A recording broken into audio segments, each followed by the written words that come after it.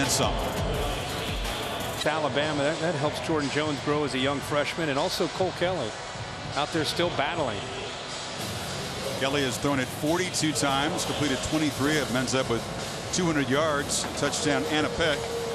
Pressured constantly, sacked 5 times.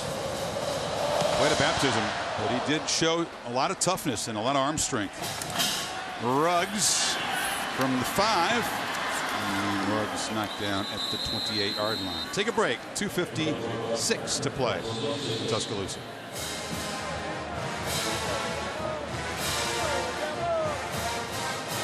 A lot about Tennessee and their struggles and their fan base frustrated. I can only imagine after the way they lost today, and then got to come down to Tuscaloosa next week. Najee Harris with those fresh legs, and that big body bangs ahead for 9. It has not been a perfect performance, so perhaps Saban can summon the rat poison theme again. It was Ruggs who muffed a couple of punts. They ended up losing that one. This is the first pick of the season thrown by Jalen Hurts there.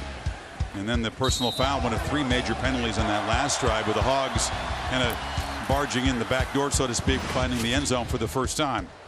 It's always great when you can win 41-9 and have teaching moments, yes. Opportunities to try to make sure the team doesn't listen to all the credit and all the pats on the back. That's really what he does. He tries to keep them with an edge every week. Hard to do, by the way. Hands off to Najee Harris. He's just stiff-arming and hammering at defenders on his way out of bounds. We laugh at it. Others laugh at it. But I tell you that's symbolic of the standard of excellence that this program has, that he accepts nothing less than total effort by every guy, every play.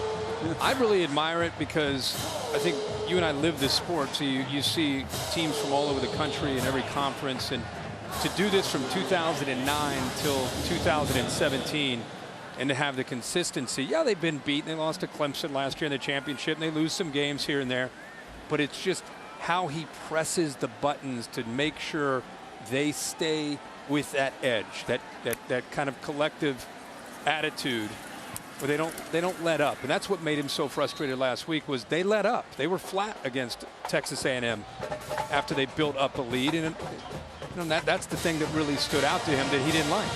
You certainly have won this second half tonight as Brian Robinson Jr., by the way, the 5th tailback to carry the ball for Alabama, gets in there. After the Washington-Arizona State game, catch SportsCenter at night with Stan Barrett and Lindy Cohn from L.A. All the highlights. AL and NLCS games. Guess there was a rain out today, right? Yes. Yeah, I got to tell you, as a Reds fan, I get back into baseball now for the playoffs. It's been a long summer. Robinson gets it back. You have an adopted team since the Reds were eliminated in May. I'm a National League guy by heart, so I typically will follow. The Cubs story was great last year.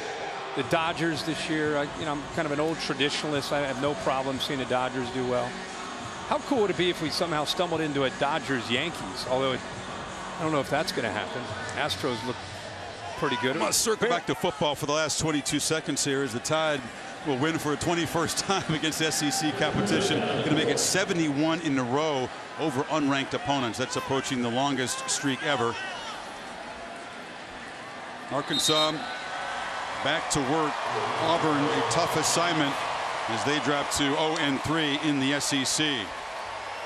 Fast start, a 75-yard bolt to the end zone of the very first play from Damian Harris, who did leave the game with an injury after rushing for 125 yards.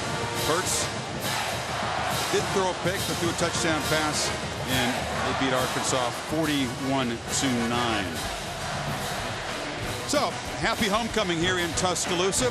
Tide roll for Kirk Herbstreit, Maria Taylor, and our entire crew here in Tuscaloosa. Say so long from Bryant Denny Stadium and send it back to the studio.